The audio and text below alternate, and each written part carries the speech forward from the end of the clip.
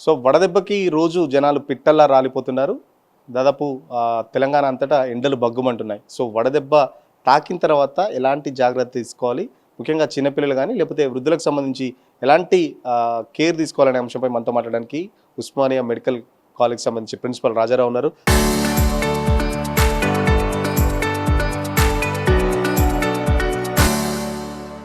Sir నమస్తే. నమస్తే. Sir రోజు చూస్తున్నారు వడదెబ్బకు సంబంధించి చాలామంది రూరల్‌లో ఎక్కువ చనిపోతున్న పరిస్థితి. ఎట్లా ఉండాలి అసలు? ఎలాంటి జాగ్రత్తలు తీసుకోవాలి? అంటే బేసిక్‌గా మనం చూసుకుంటే ఇప్పుడు ఒక్క రూరల్ అనే కాదు, అర్బన్‌లో కూడా తెలంగాణ ప్రాంతం అంతా కూడా టెంపరేచర్స్ విపరీతంగా పెరిగిపోయినాయి. అంటే అబోవ్ 44 డిగ్రీ సెంటీగ్రేడ్ ఉంటున్నాయి. సో ఇటువంటి సిచ్యువేషన్‌లో యూజువల్‌గా అంటే ఎవరు కూడా ఎండ టైంలో బయటకు రాకపోవటం చాలా మంచిది. ఎస్పెషల్లీ చిన్నపిల్లలు కానీ, పెద్దవాళ్ళు కానీ, ప్రెగ్నెంట్ లేడీస్ కానీ, లేకపోతే కొన్ని కోమార్బిడిటీస్ ఉన్నవాళ్ళు, హైపర్ టెన్షన్, డయాబెటీస్ ఇటువంటివి ఉన్నవాళ్ళు చాలా వరకు బయటకు రాకుండా ఉండటం మంచిది. ఒకవేళ తప్పనిసరి పరిస్థితుల్లో బయటకు రావాల్సిన పరిస్థితి ఉంటే వాళ్ళు మాత్రం కొంచెం కేర్ తీసుకొని బయటకు రావాల్సిన పరిస్థితి. సో ఎండలకు బయటికి రావద్దని చెప్తున్నారు. చాలామంది ఏంటంటే ఎండలో పనిచేసే వాళ్ళు కూడా చాలామంది ఉంటారు. వలస కార్మికులు కానీ, లేకపోతే కూలీ పని చేసుకునే వాళ్ళు కానీ, ఎండలో కంపల్సరీ పని చేస్తేనే వాళ్ళకు జీవనం అనేది జీవన భృతి వస్తుంది. అలాంటి వాళ్ళు ఎలాంటి కేర్ తీసుకోవాలి?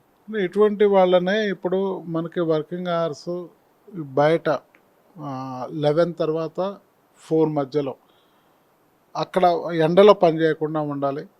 ఒకవేళ పని చేయాల్సిన పరిస్థితి ఉంటే మాత్రం ఇట్లా అంబ్రెల్లా కానీ, లేకపోతే ఈ క్యాప్ ధరించటం కానీ, వదులైన దుస్తులు ధరించటము, లేత రంగులో ఉండే కాటన్ దుస్తులు ధరించటము, తర్వాత డిహైడ్రేషన్ బాగా సివియర్గా ఉంటుంది. సో అటువంటి సిచ్యువేషన్లో నీళ్ళు ఎక్కువగా తాగటము, తర్వాత న్యాచురల్గా అంటే కోకోనట్ వాటర్ ఉంటుంది, లేకపోతే బటర్ మిల్క్లో సాల్ట్ వేసుకొని తాగటము, ఇట్లా ద్రవ పదార్థాలు ఎక్కువగా తీసుకోవాలి. ఇటువంటి వాళ్ళు డిహైడ్రేషన్ కోసం కూల్ డ్రింక్స్ తాగటం కానీ, లేకపోతే టీ కాఫీలు ఎక్కువ తాగటం కానీ ఇటువంటివి అసలు చేయొద్దు. ఆల్కహాల్ అనేది అసలు దాని జోలికి పోవద్దు. తర్వాత మనం తీసుకునే ఫుడ్ కూడా బేసిక్గా ఈ నాన్ వెజిటేరియన్ అనేది తీసుకోకపోవటం మంచిది. అంటే ఈ ఎండ వేడికి తర్వాత ఈ వెజిటబుల్స్ ఏవైతే ఎక్కువ వాటర్ కంటెంట్ ఉన్న వెజిటబుల్స్ అటువంటివి మనం తీసుకుంటే చాలా అంటే ఈ డిహైడ్రేషన్ అనేది కొంచెమన్నా మనం దాని నుంచి బయటపడే అవకాశాలు ఉంటాయి. మీరేమో ఆల్కహాల్ తీసుకోవద్దు అని చెప్తున్నారు. చాలామంది దాదాపు మధ్యాహ్నం తిరిగిన తర్వాత ఒక చల్లటి బీర్ తాగితే ఉపశమనం లభిస్తుందని చెప్పేసి కూడా చాలామంది బీర్ ప్రిఫరెన్స్ చేస్తూ ఉంటారు. సో వాళ్ళకేం చెప్తారు? అదే కరెక్ట్ కాదు. చాలామంది ఏమనుకుంటారంటే బియర్ తాగితేనో, లేకపోతే చల్లటి కూల్ డ్రింక్స్, సరే బీర్ ఆల్కహాల్ తీసుకొని వాళ్ళు కూల్ డ్రింక్స్ తాగితేనో దానివల్ల ఇంకా ఎక్కువ డ్యామేజ్ అయ్యే అవకాశం ఉంటుంది. ఎందుకు అంటే అక్కడ మనకి సాఫ్ట్ డ్రింక్స్ తీసుకున్నప్పుడు లోపల సెల్యులర్ డిహైడ్రేషన్ అంటాం. అసలు డిహైడ్రేషన్ కన్నా కానీ మన బాడీలో ఉన్న సెల్స్లో డిహైడ్రేషన్ కావటం వల్ల వాళ్ళు త్వరగా ఈ స్ట్రోక్ అంటే హీట్ స్ట్రోక్కి గురయ్యే ప్రమాదం ఉంటుంది. అంటే ఈ హీట్ స్ట్రోక్లో కూడా మనకి మైల్డ్, మోడరేట్, సివియర్ అట్లా 3 రకాలు ఉంటాయి. సివియర్ అనేదాన్ని హీట్ స్ట్రోక్ అంటాం. ఆ హీట్ స్ట్రోక్ సివియర్ దాంట్లో మనం వీళ్ళు అపస్మారక స్థితిలోకి పోవచ్చు, పల్స్, బీపీ పడిపోవటము, దాని ఎఫెక్ట్ వేరే ఆర్గాన్స్ మీద లైక్ కిడ్నీస్ కానీ, హార్ట్ కానీ వీటన్నిటి మీద పడే అవకాశం ఉంటుంది. దాని నుంచే మనకు మరణాలు కూడా సంభవిస్తాయి. కాబట్టి ఎస్పెషల్లీ అవుట్డోర్లో పనిచేసే వాళ్ళు వీళ్ళే ఎక్కువ రిస్క్ ఉంటారు. సో వాళ్ళు కూల్ డ్రింక్స్ కానీ, లేకపోతే ఈ చల్లటి బీరు తాగటం అనేది కరెక్ట్ కాన్సెప్ట్ కాదు. సో చాలామంది కూడా ఎండలో తిరిగి వచ్చిన వెంటనే ఇంట్లోకి వచ్చిన వెంటనే ఫ్రిడ్జ్ డోర్ తీసుకొని చాలా చిల్డ్ వాటర్ తాగుతారు. సో దానికి సంబంధించి ఏం చెప్తారు? చిల్డ్ వాటర్ కూడా తాగొద్దని చెప్పేసి చెప్తుంటూ ఉంటారు కదా. సో దాంట్లో ఎంతవరకు నిజం ఉంది? అంటే బేసిక్గా ఏదైనా కానీ you can have cool water but not the chilled. అంటే ఎక్స్ట్రీమ్ టెంపరేచర్స్ ఎప్పుడూ మంచిది కాదు. సమ్మర్ అనే కాదు, ఎప్పుడు కూడా మంచిది కాదు.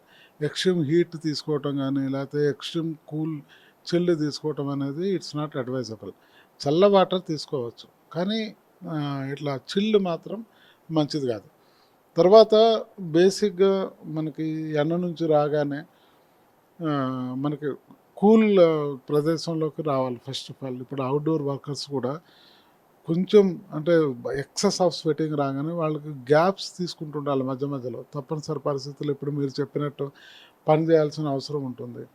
తప్పదు, బ్రతుకు తెరువు, అటువంటి వాళ్ళు కూడా ఒక మధ్య మధ్యలో గ్యాప్ తీసుకొని షేడ్కి రావాలి, వచ్చి సరిపడా వాటర్ తీసుకోవాలి. స్వెట్టింగ్ ఎంత ఉంటుందంటే దానివల్ల ఒక్క నీరే కాదు లవణాలు కూడా పోతాయి. సో అటువంటి వాళ్ళలో ఓఆర్ఎస్ అవసరం కూడా పడుతుంది. సో ఓఆర్ఎస్ ఇప్పుడు అన్ని ప్రభుత్వ దీంట్లో మనకు దొరుకుతున్నాయి. గవర్నమెంట్ హాస్పిటల్స్ అన్నిట్లో కూడా ఓఆర్ఎస్ దగ్గరలో అందుబాటులో ఉంటుంది. సో వీళ్ళకి బేసిక్గా ఎట్లా అంటే ఎక్సెస్ ఆఫ్ థర్స్ట్ ఉంటుంది, సివియర్ స్వెటింగ్ ఉంటుంది, హెడేక్, తర్వాత కొందరిలో లూజ్ మోషన్స్ కూడా అవుతాయి. సో మజిల్ క్రాంప్స్ వస్తాయి. ఇవన్నీ కూడా మనకి వడదెబ్బకి మొదటి లక్షణాలు. సో ఇవి ఉన్నప్పుడే మనం నీడకు తీసుకొచ్చి ఆ మనిషిని బట్టలు తీసేసి తడిబెట్టి ఒళ్ళంతా తుడిసి దాని తర్వాత ఈ ఓరల్గా మనకి ఈ వాటర్ అవి ఇచ్చి తర్వాత ఓఆర్ఎస్ ఇటువంటి వాటితోటి చాలామంది రికవర్ అవుతారు. అయినా రికవర్ కాకుండా ఇంకా సిమ్టమ్స్ కంటిన్యూ అయితే మాత్రం డెఫినెట్గా దగ్గరలో ఉన్న ఒక హాస్పిటల్కి పోయి మనకి వాళ్ళకి ఐవి ఫ్లూయిడ్స్ ఇవి అవసరపడుతుండొచ్చు. సో అక్కడ దానికి సంబంధించిన కొన్ని టెస్ట్ చేస్తారు. అంటే బేసిక్గా ఈ వడదెబ్బ అనేది వేరే ఆర్గాన్స్ మీద బర్డన్ పడుతుందా అనడానికి కొన్ని టెస్టులు చేస్తారు. చేసుకొని దాన్ని బట్టి ఐసీయూలో ఉంచి ట్రీట్ చేసుకోవాలా, లేకపోతే ఓపీ బేసిస్లో ట్రీట్ చేసుకోవాలా, లేకపోతే ఒక వాళ్ళని పల్స్ బీపీ చూసుకొని ఓఆర్ఎస్ ఇచ్చి పంపించడం అనేది హాస్పిటల్లో నిర్ధారణ జరుగుతుంది. చాలా మంది మరణిస్తున్నారు కదా, ఎక్కువ అంటే ఏ రీజన్స్ అనుకుంటారు? ఓన్లీ వడదెబ్బనే ఉంటుందా, లేకపోతే ఇంకా వాటికి ఇంకేమైనా హెల్త్ రీజన్స్ సంబంధించి పాత ఏమైనా హెల్త్ రీజన్స్ ఉంటాయా? కేవలం వడదెబ్బతోనే చనిపోతున్నారా? ఇట్లా ఏం చెప్తారు? సివియర్గా వడదెబ్బ ఉంటే అసలు ఏ రకమైన హెల్త్ రిలేటెడ్ ఇష్యూస్ లేకున్నా కానీ చనిపోయే ప్రమాదం డెఫినెట్గా ఉంది. సో అందుకోసమనే మన గవర్నమెంట్ కూడా హెచ్చరిక చేసింది, కొన్ని ఆదేశాలు జారీ చేసింది. ఆ హాస్పిటల్స్ అన్నిటికి కూడా ఆదేశాలు జారీ చేయడం జరిగింది. అంటే బెడ్స్ సరిపడా ఉంచుకోవాలి, ఐవి ఫ్లూయిడ్స్ ఉంచుకోవాలి, తర్వాత ఓఆర్ఎస్ సరిపడా ఉంచుకోవాలి, తర్వాత దానికి సంబంధించిన బెడ్స్ కానీ ఆ బెడ్స్ మనం హైపర్పారెక్సియా ట్రీట్ చేసే దగ్గర ఏసీస్ కానీ కూలర్స్ కానీ ఇట్లా అరేంజ్ చేసుకోమని మార్గదర్శకాలు ఎప్పుడూ రిలీజ్ చేసేసారు. సో వాటి పరంగా ఉన్నాయి. కాకపోతే ఈ డెత్స్ అనేవి మనకి కోమార్బిడ్ స్టేట్ అంటే డయాబెటీస్ ఉన్న వాళ్ళు కానీ, క్యాన్సర్ పేషెంట్లు, కిడ్నీ పేషెంట్స్ ఇటువంటి వాళ్ళు కానీ, లేకపోతే మనకు పెద్దవాళ్ళు, తర్వాత ప్రెగ్నెంట్ లేడీసు, లేకపోతే చిన్నపిల్లలు, వీళ్ళు బాగా వల్నరబుల్ ఉంటారు. వీళ్ళలోనే మరణాలు ఎక్కువ ఉండే అవకాశం ఉంటుంది. వీళ్ళల్లో అన్నీ కూడా ఇవన్నీ లేకుండా కూడా వడదెబ్బతో కూడా చనిపోయే అవకాశాలు ఉంటాయి. కాబట్టి ఇంత సీరియస్గా గవర్నమెంట్ కూడా వార్న్ చేయడం జరుగుతుంది. సో ముఖ్యంగా చిన్నపిల్లలకు సంబంధించి, మరో పక్కన వృద్ధులకు సంబంధించి, స్పెషల్లీ ప్రెగ్నెంట్ లేడీకి సంబంధించి కూడా పర్టికులర్ ఎలాంటి జాగ్రత్తలు తీసుకోవాలి? ప్రెగ్నెంట్ లేడీకి సంబంధించి కూడా చాలా జాగ్రత్త తీసుకోవాలని చెప్తున్నారు. సో ఎలాంటి జాగ్రత్తలు తీసుకోవాలి? అంటే బేసిక్ ఏంటంటే వీళ్ళు ఎండకు పోవద్దు. చిన్నపిల్లలు కానీ, ప్రెగ్నెంట్ లేడీస్ కానీ, లేకపోతే మన ఎల్డర్లీ పీపుల్, వీళ్ళు ఈ ఎండాకాలం అనేది మార్నింగ్ 10 దాటాక ఈవినింగ్ 4 వరకు ఈ మధ్యకాలంలో వాళ్ళు ఇంట్లోనే ఉండాలి. ఇంట్లో కూడా క్రాస్ వెంటిలేషన్ ఉండాలి. ఒక్కొక్కరికి ఇంట్లోనే ఉంటారు కానీ బట్ హ్యూమిడిటీ ఎక్కువ ఉంటుంది. ఆ హ్యూమిడిటీ నుంచి కూడా మనం ఎండకు పోకపోయినా కూడా డిహైడ్రేషన్ ఉంటుంది. కాబట్టి వీళ్ళకి దాహం అయినా కాకపోయినా నీళ్ళు తాగుతూనే ఉండాలి. ఈ ప్రెగ్నెంట్ లేడీస్ కానివ్వండి, పెద్దవాళ్ళు కానివ్వండి. సో వాళ్ళు దాహం కావట్లేదు కదా అని అట్లా కాదు, డిహైడ్రేషన్ డెఫినెట్గా ఉంటుంది. ఇంట్లో ఉన్నా కూడా ఎక్కువ నీళ్ళు, సరిపడా నీళ్ళు తీసుకుంటుండాలి. సో ఈ మజ్జిగ కానీ లేకపోతే ఇట్లా ఆల్ ఫ్లూయిడ్స్ని బాగా ప్రిఫర్ చేయాలి. ఆయిల్ అండ్ ఫ్యాటీ ఫుడ్స్ని అవాయిడ్ చేయాలి, ఎందుకంటే దాని నుంచి కూడా డిహైడ్రేషన్ ఉంటుంది. తర్వాత ఈ డిహైడ్రేషన్ కోసం ఇంట్లో ఉన్న లేకపోతే అంటే కూల్ డ్రింక్స్ తెచ్చుకొని తాగటము, లేకపోతే ఫ్రూట్ జ్యూసెస్లో షుగర్ వేసుకొని, డిహైడ్రేషన్ ఉన్నప్పుడు ఏది కూడా మనకు వాటరే మెయిన్ ఇంపార్టెంట్, ఓఆర్ఎస్ కానీ ఏది కూడా జ్యూసెస్ అవి డిహైడ్రేషన్ ఉన్నప్పుడు తీసుకోవద్దు. డిహైడ్రేషన్ కరెక్ట్ అయిపోయాక మనలో ఉన్న దాహం తగ్గి హైడ్రేషన్ మంచిగా ఉన్నప్పుడు అప్పుడు మనం ఏమైనా తీసుకోవచ్చు. అంటే చెరుకు రసం తీసుకోవచ్చు, పండ్ల రసాలు తీసుకోవచ్చు, అట్లా తీసుకోవచ్చు. కానీ బట్ డిహైడ్రేషన్ ఉన్నప్పుడు మాత్రం ఇట్లా కాన్సన్ట్రేటెడ్ ఫ్లూయిడ్స్ తీసుకోవద్దు, క్లియర్ ఫ్లూయిడ్సే తీసుకోవాలి. సో ఎట్లా గుర్తుపట్టాలి వడదెబ్బ తాకిందని? సపోజ్ ఇప్పుడు మనం వేరే వ్యక్తిని ఎక్కడన్నా ఐడెంటిఫై చేయడానికి తనకుండే లక్షణాలు ఏంటి, ఎట్లా ఉండబోతుంది? ఒక వడదెబ్బ తాకిన వ్యక్తికి సంబంధించి మీరు అన్నట్టు సీరియస్గా ఉంటే హాస్పిటల్లో చేర్చే వరకే చాలామంది చనిపోతున్న పరిస్థితి. సో ఎంత టైం గ్యాప్ ఉంటుంది అసలు వాళ్ళకి? అంటే ఇప్పుడు మనకి దీంట్లో మైల్డ్, మోడరేట్, సివియర్ అని 3 రకాలు ఉంటాయి. మైల్డ్ అంటే అవి మనము హీట్ వేవ్స్ అంటాము. వాళ్ళల్లో ఏముంటుందంటే సివియర్ స్వెటింగ్ ఉంటుంది. తర్వాత హెడేక్ ఉండొచ్చు, మజిల్ క్రాంప్స్ ఉంటాయి. సో ఇది మైల్డ్గా మనం గుర్తిస్తాము. ఇదే సివియర్గా అంటే ఎక్సెస్ ఆఫ్ స్వెటింగ్ ఉంటుంది, బాగా సివియర్ స్వెటింగ్ ఉంటుంది. తర్వాత ఈ మజిల్ క్రాంప్స్ అనేవి ఎక్కువ పెరుగుతాయి, హెడేక్ సివియర్గా ఉండొచ్చు. తర్వాత కొందరిలో టెంపరేచర్ వస్తుంది, తర్వాత కొందరిలో లూజ్ మోషన్స్ కూడా ఉంటాయి. సో లూజ్ మోషన్స్ ఉంటాయి. ఇవి మనకి మోడరేట్గా గుర్తించాలి. ఇక్కడ సాధ్యమైనంత వరకు నీడలోనే ఉండి ఓఆర్ఎస్ తీసుకొని, ఎక్కువ ఫ్లూయిడ్స్ తీసుకొని, ఇటువంటి సిచ్యువేషన్స్లో కూడా ఈ సిమ్టమ్స్ కంట్రోల్ కాకపోతే మాత్రం ఇమీడియట్గా హాస్పిటల్కి పోవాలి. ఇంకా సివియర్ దానికి వచ్చినప్పుడు, సివియర్గా ఉన్నప్పుడు వాళ్ళల్లో బాగా అంటే కాళ్ళు చేతులు బాగా చల్లబడి వీళ్ళు అపస్మారక స్థితిలో పోవటం, కొందరిలో ఫిట్స్ కూడా వస్తాయి. తర్వాత పల్స్, బీపీలు పడిపోతాయి.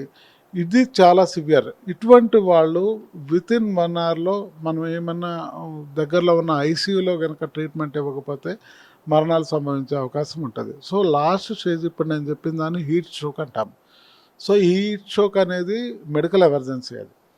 సో దానికోసమనే ఈ హీట్ స్ట్రోక్ లక్షణాలు ఉన్నవాళ్ళు దాని లక్షణాలు డెవలప్ కాకముందే మనం జాగ్రత్త పడాలి. ఒక్కసారి మనం హీట్ స్ట్రోక్ అయింది అంటే కూడా మోర్టాలిటీ హాస్పిటల్లో ఉన్నప్పుడు కూడా చాలా కష్టపడాల్సి ఉంటుంది. అంటే ఐసీయూలో వాళ్ళని అడ్మిట్ చేసుకోవాల్సి ఉంటుంది. వాళ్ళకి అదర్ ఆర్గాన్ సపోర్ట్ అంటే కిడ్నీ సపోర్ట్ ఇవ్వాలి, వేరే ఆర్గాన్స్ సపోర్ట్ ఇవ్వాలి, పల్స్, బీపీ పడిపోతాయి. కాబట్టి ఇట్లా చాలా రకాలుగా ఐసీయూలో ట్రీట్మెంట్ ఇచ్చి వాళ్ళలో సాధ్యమైనంత వరకు మరణాలను ప్రివెంట్ చేయొచ్చు. కానీ ఆ స్టేజ్ దాకా పోకుండా మోడరేట్గా ఉన్నప్పుడే, ఎప్పుడైతే ఎక్సెస్ ఆఫ్ స్వెటింగ్ ఉండి, హెడేక్ ఉండి, లూజ్ మోషన్స్ లాగా ఉండో, లేకపోతే మజిల్ క్రాంప్స్ ఉండో, లేకపోతే మనకి కళ్ళు తిరగటం, తల తిరగటం, ఇటువంటి ఉన్న సిచ్యువేషన్స్లోనే హాస్పిటల్కి పోతే వాళ్ళు దాన్ని బట్టి ఒకవేళ వార్డులో అడ్మిట్ చేసుకొని ఐవీ ఫ్లూయిడ్స్ పెట్టడము, లేకపోతే ఈ ఐవీ ఫ్లూయిడ్స్ అనేవి కూడా బేసిక్గా వడదెబ్బలో మనకి ఒక్క ఫ్లూయిడే కాదు, ఎలక్ట్రోలైట్స్ లాస్ కూడా ఉంటుంది. అంటే లవణాలు అనేవి కూడా పోతాయి. కాబట్టి ఒక్క ఐవీ ఫ్లూయిడ్స్ తోటి కాదు, ఒకవేళ పల్స్, బీపీ పడుతున్న పరిస్థితుల్లోనే ఐవీ ఫ్లూయిడ్స్ ఇవి పెడతారు. కానీ ఓఆర్ఎస్ అనేది చాలా ఇంపార్టెంట్. సో ఒకవేళ పేషెంట్ అన్కాన్షియస్లో ఉంటే, పల్స్, బీపీ తక్కువ ఉంటే వాళ్ళకి ఐవీ ఫ్లూయిడ్స్ పెట్టి వాళ్ళు కాన్షియస్ రాగానే మళ్ళీ వాళ్ళకు కూడా ఓఆర్ఎస్ ఇస్తాము. ఎందుకంటే ఏవైతే సాల్ట్స్, లవణాలు అంటే ఎలక్ట్రోలైట్స్ ఏవైతే అంటామో అవి రీప్లేస్ ఐవీ ఫ్లూయిడ్స్ వల్ల రీప్లేస్మెంట్ కాదు. సో ఆ రీప్లేస్మెంట్ అనేది ఓఆర్ఎస్ వల్లనే అవుతుంది. సో పేషెంట్ ఎప్పుడు కాన్షియస్కి వస్తే అప్పుడు మనం మళ్ళీ ఓఆర్ఎస్ఏ ఇస్తాము. సో ఈ రకంగా ఫస్ట్లోనే మనకు సిమ్టమ్స్ డెవలప్ అయినప్పుడే కొంచెం వాటర్ ఎక్కువ తీసుకొని, ఫ్లూయిడ్స్ ఎక్కువ తీసుకొని, తర్వాత ఈ ఓఆర్ఎస్ తీసుకొని, ఓఆర్ఎస్ కూడా ఇప్పుడు పెట్ బాటిల్స్లో ఉంటాయి, అటువంటివి తీసుకోకూడదు. సాచెట్స్లో ఉన్నాయి, కాచి చల్లార్చిన 1 లీటర్ మెడికల్ షాప్స్ లో కూడా అమ్ముతా ఉంటారు కదా, ఇది 30 రూపాయలు 40 రూపాయలు కూడా అమ్ముతా ఉంటారు. ఫ్లేవర్స్ కూడా ఉంటాయి దాంట్లో, ఆరెంజ్ ఫ్లేవర్. అవి తీసుకోవచ్చా, ఎట్లా ఉంటుంది అసలు? అవి చాలా డేంజర్, అవి తీసుకోవద్దు. ఎందుకంటే అవి కూడా మనకి కూల్ డ్రింక్స్ లాగానే. సో అటువంటి కాన్సన్ట్రేటెడ్ ఫ్లూయిడ్స్ కూడా తీసుకోవద్దు. తీసుకుంటేనే ఇందాక నేను చెప్పినట్టు సెల్యులార్ డీహైడ్రేషన్ వస్తుంది. సో అవి they will cause more dangerous. అట్లా కాకుండా ఓఆర్ఎస్ ప్యాకెట్స్ ఉంటాయి, లేకపోతే ఎలక్ట్రాల్ పౌడర్ అనో అవి దొరుకుతాయి. లేకపోతే మనకి ఏ గవర్నమెంట్ హాస్పిటల్స్ చిన్న దానికి బస్సు దవాఖానలకు పోయినా, లేకపోతే చిన్న పిఎస్సీస్కి పోయినా కూడా అన్ని దగ్గర ఓఆర్ఎస్ ద్రావణాలు మనకి అంటే ఓఆర్ఎస్ ప్యాకెట్స్, సాచెట్స్ అవైలబుల్ ఉంటాయి. సో అవి తీసుకొని కాచి చల్లార్చిన 1 లీటర్ వాటర్లో మనం వాటిని తాగితే చాలా వరకు రికవర్ అవుతారు. అయినా కూడా రికవర్ కాకుండా సిమ్టమ్స్ ఇంకా తగ్గకుండా, ఇంకా హెడేక్ కంటిన్యూ అవ్వకుంటూ, excess of sweating, muscle cramps తగ్గకుండా ఇట్లాగే కంటిన్యూ అవుతుంది. కొందరిలో పర్టికులర్గా ఉస్మానియాకి సంబంధించి రోజు ఎన్ని కేసులు నమోదవుతున్నాయి, ఎట్లా ఉంది సిచ్యువేషన్, ఎట్లా ఉంది? అంటే మామూలుగా ఇక్కడికి మనకి టెర్షరీ కేర్ హాస్పిటల్స్కి వచ్చాయి, ఉస్మానియా కావచ్చు, గాంధీ కావచ్చు. ఈ టెర్షరీ కేర్ హాస్పిటల్కి అన్నీ కూడా ఇందాక నేను చెప్పినట్టు సన్ స్ట్రోక్ కేసులు ఎక్కువ వస్తాయి. సో మిగతా అన్నీ కూడా ఓపీ బేసిస్లోనే ఓఆర్ఎస్ తీసుకొని అట్లా పోతారు. కొన్ని మాత్రము మనకి ఒక అడ్మిట్ చేసుకొని ట్రీట్మెంట్ ఇవ్వాల్సి ఉంటుంది. సో కొందరిలో ఫీవర్, లూజ్ మోషన్స్ కూడా ఉంటాయి. అది హీట్ స్ట్రోక్ అనుకోరు, ఎందుకంటే ఫీవర్ ఉండదు, లేకపోతే లూజ్ మోషన్స్ ఎందుకు వస్తాయి, ఏదో ఉందనుకొని ఏదో యాంటీబయాటిక్స్ తీసుకొని అట్లే ఉంటారు, కానీ అది హీట్ స్ట్రోక్ అనుకోరు. సో హీట్ స్ట్రోక్లో కూడా అంటే హీట్ రిలేటెడ్ ఇష్యూస్లో కూడా ఫీవర్ డెవలప్ అవుతుండొచ్చు, అండ్ లూజ్ మోషన్స్ కూడా ఉండొచ్చు. కాబట్టి ఇది గమనించుకొని మనము జాగ్రత్తలు తీసుకోవాలి. తర్వాత ఈ సమ్మర్లో మనం తీసుకునే ఫుడ్ కూడా చాలా చాలా ఇంపార్టెంట్. ఎందుకంటే ఈ సమ్మర్లో ఈ వేడికి ఫుడ్ తొందరగా చెడిపోతుంది. సో స్టేల్ అవుతుంది ఫుడ్ తొందరగా, ఇదిగా అవుతుంది కాబట్టి contamination of food and water chances చాలా ఎక్కువ ఉంటాయి. సో ఈ contamination of food and water వల్లనే మళ్ళీ డయేరియాలు, డిసెంట్రీ, ఇట్లా విరోచనాలు కావటం ఇవన్నీ ఉంటాయి. సో అసలే డిహైడ్రేషన్, దాంతో మళ్ళీ ఇన్ఫెక్షన్ తోటి అయింది అనుకోండి, అవి మరణాలకు దారితీస్తాయి. కొంతమంది బిర్యానీలు తింటారు, కోక్స్ తాగుతారు, వాటి కాంబినేషన్ వాళ్ళకి ఏం చెప్తారు పర్టికులర్గా? యూత్ కూడా ఎక్కువ బిర్యానీ ప్రిఫర్ చేస్తూ దాంతోపాటు కోక్ కానీ కూల్ డ్రింక్స్ కానీ చల్లని కూల్ డ్రింక్స్ తాగుతుంటారు. ఈ సమ్మర్లో డెఫినెట్గా ఇది మంచి ప్రాక్టీస్ కాదండి. అసలు బిర్యానీలు అనేది ఈ ఈ సమ్మర్లో అసలు డెఫినెట్గా తీసుకోవద్దు. తర్వాత ఈ కోక్, ఈ కాంబినేషన్ అనేది అసలు ఎప్పుడు మంచిది కాదు. అంటే ఈ హీట్ రిలేటెడ్ అనే కాదు, ఇన్ జనరల్గా కూడా we should not take these two things at one place. ఈ రెండు కలిపి తీసుకోవటం అనేది కరెక్ట్ కాదు. అంటే మామూలుగా ఈ సమ్మర్లో అసలే తీసుకోవద్దు. ఎందుకంటే ఈ ఆయిల్ అండ్ ఫ్యాటీ ఫుడ్స్ కానివ్వండి, లేకపోతే ఈ రెండు ఇంకా డిహైడ్రేషన్ని సివియర్ చేస్తాయి. సో డెఫినెట్గా ఇటువంటివన్నీ కూడా అవాయిడ్ చేయాలి. ఇన్ జనరల్గా కూడా ఈ సాఫ్ట్ డ్రింక్స్ విత్ బిర్యానీ తీసుకోవటం అనేది it's not a good practice. అంటే హెల్త్కి మంచిది కాదు, ఈ సమ్మర్లో అసలే మంచిది కాదు. సో ఫైనల్గా చెప్పండి సార్, ఇప్పుడే పుట్టిన పిల్లల కంచెలు కూడా దాదాపు 2 yearsలో కూడా పిల్లలు వాళ్ళు ఏం చెప్పలేరు, పర్టికులర్గా వాళ్ళకి ఎట్లా ఉండబోతుంది, వాళ్ళ కేర్ ఎట్లా ఉండాలి? అంటే బేసిక్గా డిహైడ్రేషన్ ఉంటే పిల్లలు ఏం చెప్పలేరు కాబట్టి వాళ్ళలో కూడా మనం స్వెట్టింగ్ చూస్తాము. తర్వాత బేబీ డల్ అయిపోతుంది, ఇన్యాక్టివ్, అంటే కొంచెం యాక్టివిటీ అనేది తక్కువ అయిపోతుంది. తర్వాత ఫీడింగ్ తీసుకోవటం కూడా కొందరిలో కష్టం ఉంటుంది. సో ఇటువంటి సిచ్యువేషన్లో డెఫినెట్గా ఒక చంటి పిల్లల డాక్టర్ని కలవాలి. మనకి హైడ్రేషన్ మంచిగా ఉండేటట్టు చూసుకోవాలి. పాలు కానీ ఇవన్నీ టైంకి ఇస్తుంటే డెఫినెట్గా వాళ్ళు కూడా కోలుకునే అవకాశాలు ఉంటాయి. ఏదేమైనా చంటి పిల్లలు కానీ, ప్రెగ్నెంట్ లేడీస్ కానీ, పెద్దవాళ్ళు కానీ, కోమార్బిడిటీస్ ఉన్నవాళ్ళు లైక్ డయాబెటీస్ కావచ్చు, క్రానిక్ ఆల్కహాలిక్స్ కావచ్చు, కిడ్నీ ప్రాబ్లమ్స్ ఉన్న వాళ్ళు కావచ్చు, క్యాన్సర్ పేషెంట్లు, వీళ్ళందరూ కూడా ఈ వేడి సమ్మర్ హీట్ స్ట్రోక్స్ బారిన పడే అవకాశాలు చాలా ఎక్కువగా ఉంటాయి. వీళ్ళలో మరణాలు ఎక్కువగా ఉండే అవకాశాలు ఉంటాయి. కాబట్టి వీళ్ళు అసలు ఎండకి బయటకు అసలే రావద్దు. ఒకవేళ రావాల్సిన పరిస్థితి అవుట్డోర్ వర్కర్స్ కానివ్వండి, పని చేసుకునే వాళ్ళు వచ్చినా కానీ తగు జాగ్రత్తలు తీసుకోవాలి.